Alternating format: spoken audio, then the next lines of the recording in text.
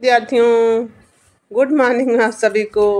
सुहाना free classes में आप सभी का बहुत बहुत स्वागत है। हैप्पी मदर डे सभी को। तो देखिए, आज हम आपको एक बहुत ही प्रसिद्ध कलाकार को फिर से पढ़ाएंगे सुबह की क्लास में, जो रीता प्रताप के बुक से हमारी रहती है। तो कौन से? सुधीर रंजन खारतगीर। इनके बारे में आप लोगों को पता ही है, इनकी पिक्चर लगी हुई है। और कौन से बहुत प्रसिद्ध कलाकार है ना आपके? सुधीर रंजन खारतगीर। ये पिक्चर उन्हीं की है।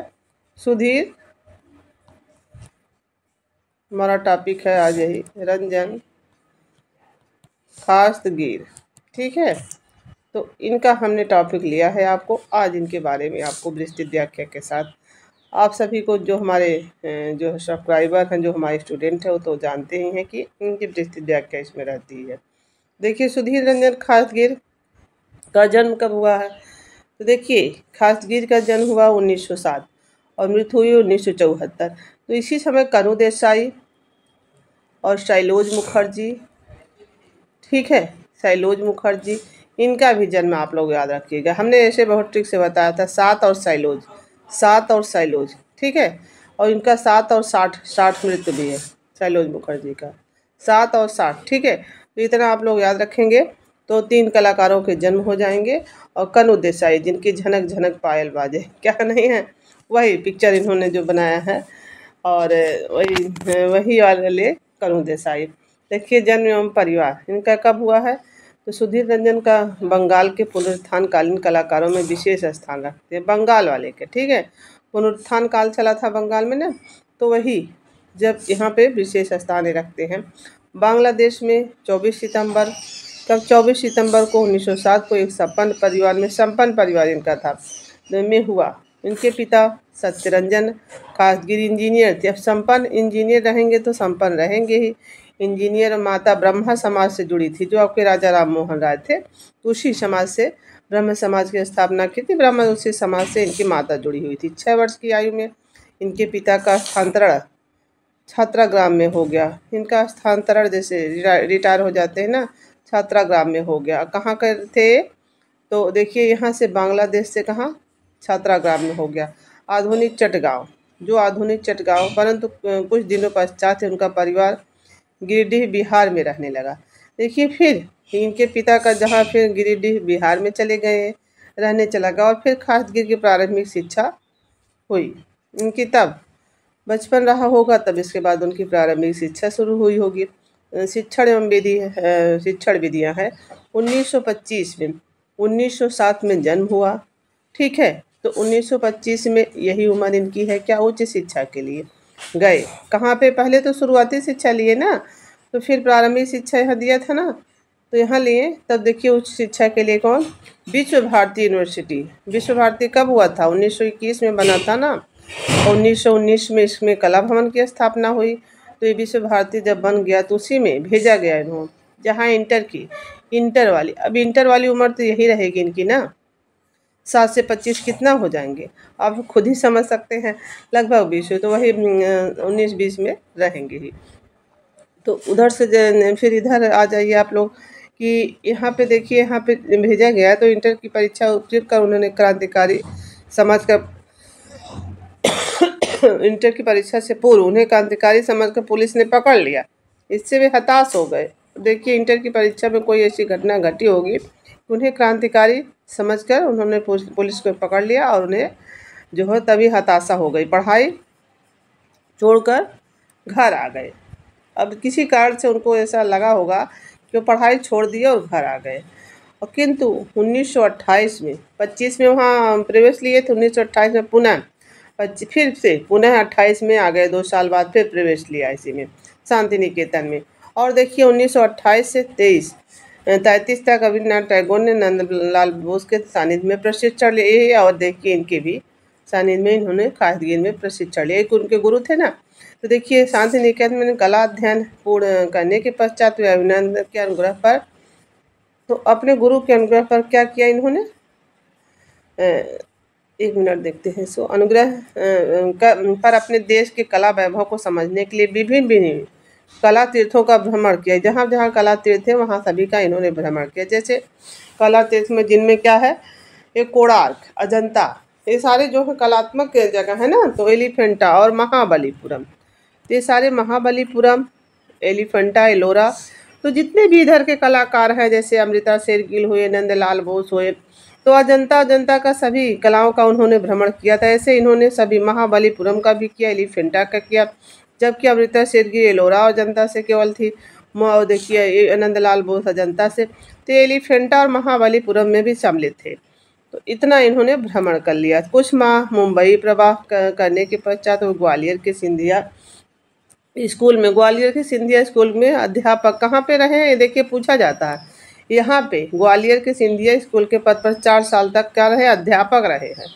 तो कहाँ, सुधीर रंजन खासगीर पूछा जाएगा कहाँ पे अध्यापक रहे हैं, तो ग्वालियर के सिंधिया स्कूल पे 4 वर्ष तक अध्यापक का कार्य किया है। फिर देखिए, फिर जो है यहाँ पे मोस्ट इम्पॉर्टेंट ये प्रश्न बनेगा आपका, तो 1936 में दून पब्लिक देहरादून में रहे हैं। कहाँ, विभाग अध्यक्ष रहे हैं। ठीक है, देहरादून में रहे, विभाग अध्यक्ष रहे हैं। कला में अध्यक्ष रहे हैं ना, कला के अध्यक्ष रहे हैं, तो इसके देहरादून में कला विभाग के अध्यक्ष रहे हैं। तो देखिए सन 1937 में सुधीर रंजन खासगीर यूरोप भ्रमण का शुभ अवसर प्राप्त हुआ। कब देखिए यहाँ पे तो रहे हैं 36 में, दून पब्लिक में, कला विभाग के अध्यक्ष। तो यहाँ पे 37 में 1 साल बाद क्या हुआ इनको, 1937 में यह अवसर प्राप्त हुआ कि वो कहाँ, यूरोप भ्रमण के लिए चले गए, जिसके लिए उन्होंने 1 वर्ष का अवकाश लिया था। देखिए इसी समय तो ये हुए थे, तो 1 वर्ष का अवकाश लेके ही जाएंगे ना, तो कितना 1 वर्ष का अवकाश ले लिया। यूरोप में Paris, Italy, Austria, Germany, England कला संग्रहालयों का अवलोकन किया, और यही उन्हें अनेक प्रसिद्ध कलाकारों से मिलने का भी सौभाग्य प्राप्त हुआ। जैसे अब देखिए यहाँ पे यही तो प्रसिद्ध कलाकार सभी थे। डॉक्टर आनंद कुमार स्वामी इंग्लैंड में, एरिक गिल बहुत प्रसिद्ध है, देखिए इंग्लैंड का है। और डॉक्टर आनंद कुमार स्वामी इंग्लैंड में अपने काष्ठ ढलाई, ये इनका देखिए काष्ठ ढलाई ये सीखे थे इंग्लैंड से, ये भी आपका प्रश्न ही बनेगा।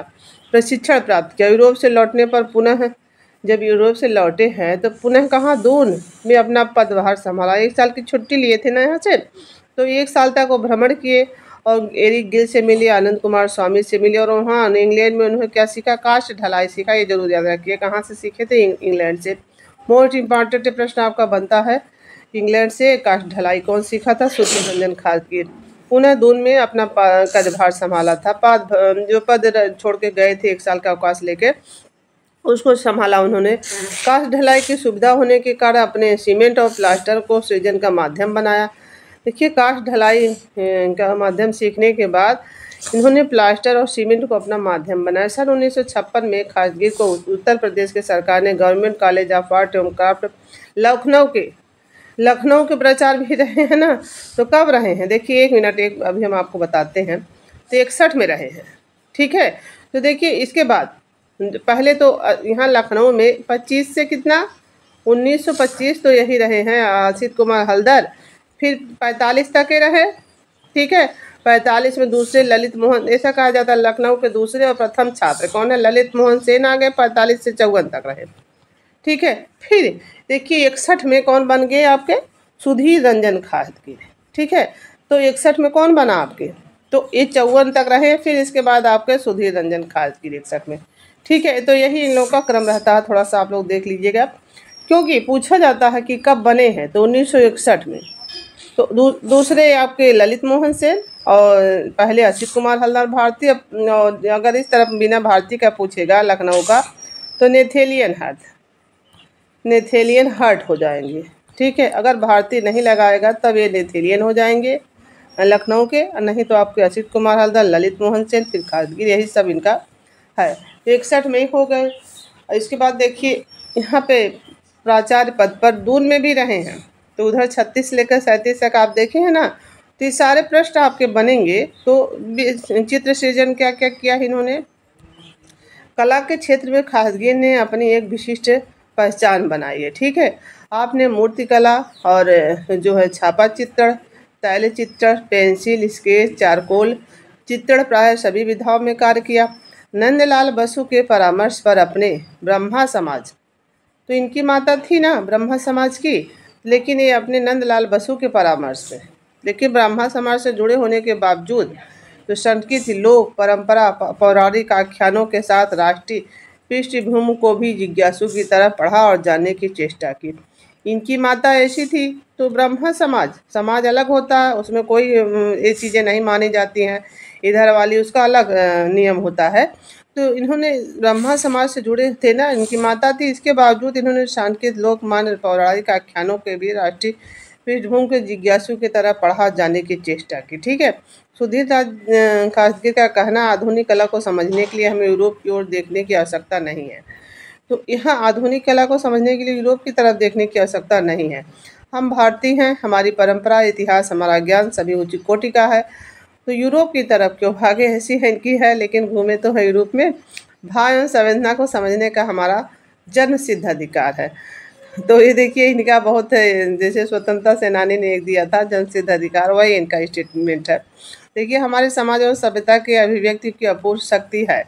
तो यही सारे इनके कहने, ये देखिए यहाँ पे इतना अच्छा से यहाँ से लेके यहाँ तक इनका है सारा कहना है सारा। रंजन के प्रारंभिक चित्र बंगाल शैली के अनुरूप जल रंग तो इनके गुरु ही थे। जल रंग वास टेम्परा में निर्मित किया। टेम्परा नंदलाल बोस इनके गुरु थे, तो उनके माध्यम था। श्यामवर्ण, कन्या, बुढ़ापा, यौवन, व्यथा, माँ का निधन, स्वर्ग प्रमुख हैं इनके। यहाँ पे आते हैं तैल। इसमें बता जो इन्होंने कार्य किया है, इसमें ये वाले में जो इसमें कार्य किया, इसमें ये जो चित्र बनाए वो सब है। प्रारंभिक में जो बनाए हैं चित्र बंगाल शैली के अनुरूप जलरंगवास और टेम्परा में बनाया, कौन कौन सा बनाया है?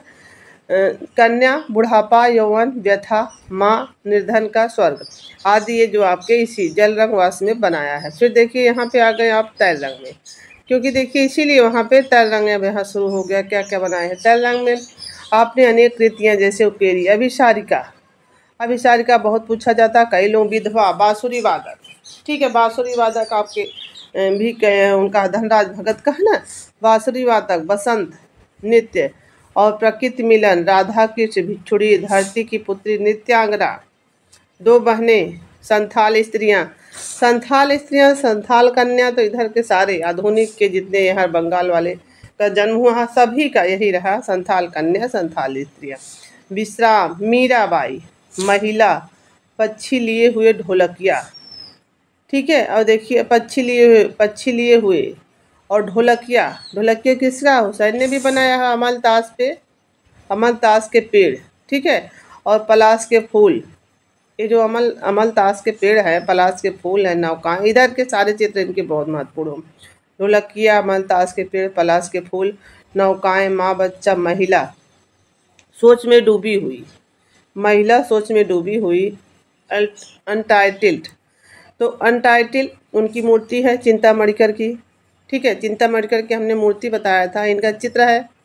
तो ये सारे इनके देखिए इन्होंने अनटाइटल्ड चित्र बनाया। चित्रहीन है तब तो भगवान बुद्ध के जीवन पर चित्रमालाएं प्रमुख है, ठीक है, हमने बताया था वहाँ पे एक दिन पढ़ाया था तो उनका मूर्ति है।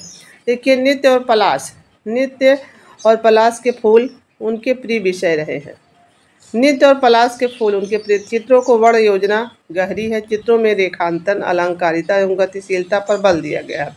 जो इनकी चित्रों में रेखांकन, अलंकारिता एवं गतिशीलता पर बल दिया गया है। चित्रों की पृष्ठभूमि एवं अग्रभूमि में तुलिका का लंबवत आघात उनके चित्रों की विशेषता है। लंबे तुलिका जो आघात जो है उनकी चित्रों के। 1960 में गोमती नदी के विनाशकारी बाढ़ के लखनऊ के विद्यालय में अधिकांश चित्रों की क्षति पहुंचाई है। जिनके जो बाढ़ आई थी गोमती नदी में, उस समय लखनऊ में ही थे ना ये, तो विनाशकारी चित्रों की क्षति पहुंचाई। इनके चित्र वहाँ पे बहुत क्षति हो गए थे। इनसे खासगीर के मन में गहरा, ये बहुत देखिए बहुत ही अच्छा प्रश्न यहाँ पे आपका है कि जब इनके मन में गहरा प्रभाव, देखिए जो शुरू में इनको पुलिस ने पकड़ लिया वहाँ, तब भी ये बेचारे परेशान होकर पढ़ाई छोड़ के चले आए थे। फिर इनके देखिए कई घटनाएं हुई है ना।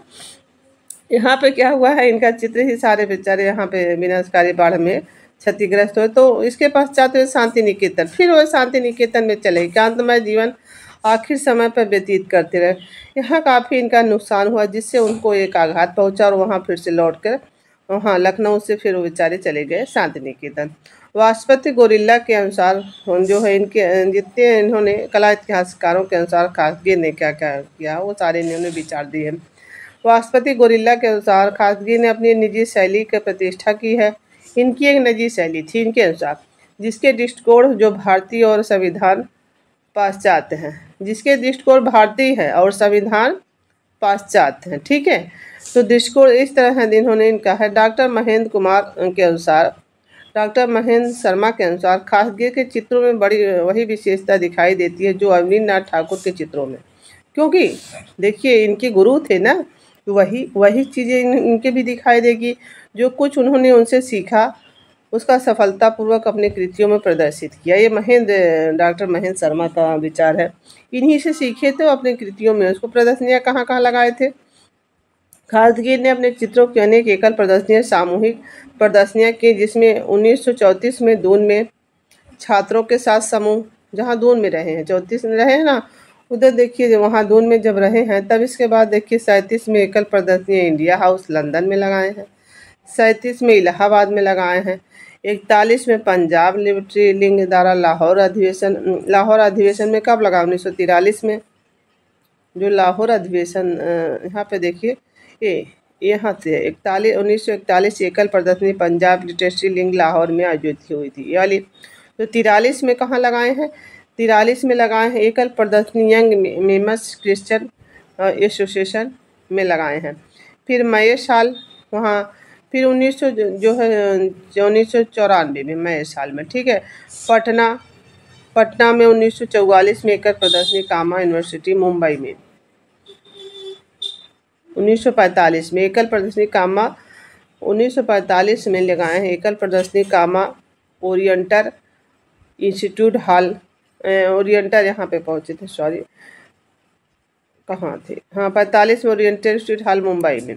फिर 1947 में एकल प्रदर्शनी Royal Indian Society Imperial Institute of South Kensington में। तो देखिए यहाँ पे 48 में फिर लगा दिए एकल प्रदर्शनी शांति निकेतन में, ठीक है। एकल प्रदर्शनी कहाँ लगाए हैं 48 में शांति निकेतन में। फिर आ गए यहाँ पे,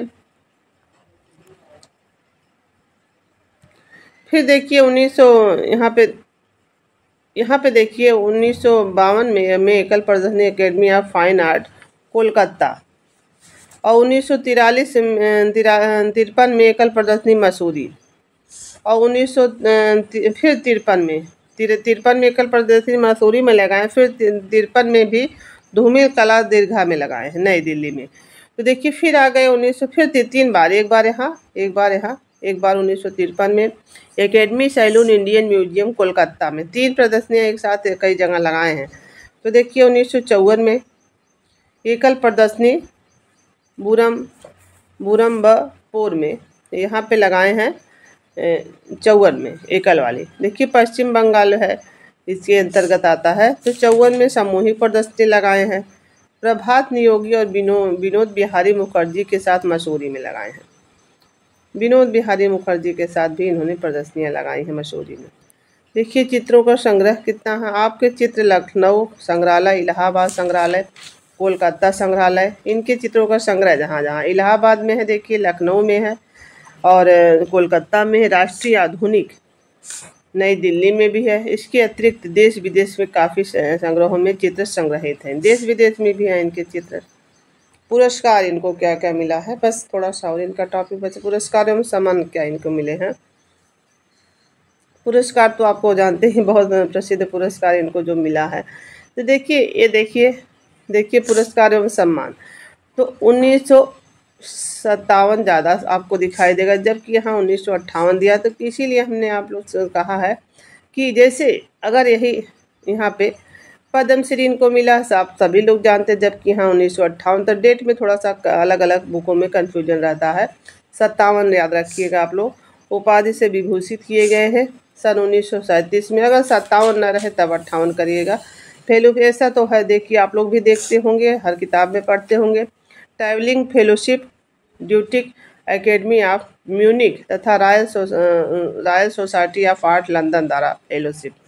ये सारे इनके पुरस्कार हैं, ठीक है, जो इनको प्राप्त हुए। पहला तो महत्वपूर्ण यही पूछा जाता है ज़्यादा। तो लेखन क्या क्या किया खास, ये 1946 में मॉडर्न रिव्यू के लिए छोटे छोटे लेख लिखे। जो रामानंद चटर्जी क्या है मॉडर्न रिव्यू, उनके ये है मॉडर्न रिव्यू उन्हीं की है ना। तो देखिए उसमें क्या है लेख लिखे हैं। साथ ही Electric Weekly India, the Orient Illustrated Weekly में भी लेख लिखा है। इसमें भी लिखा है, इसमें भी लिखा है और ज़्यादा इसमें भी लिखा है।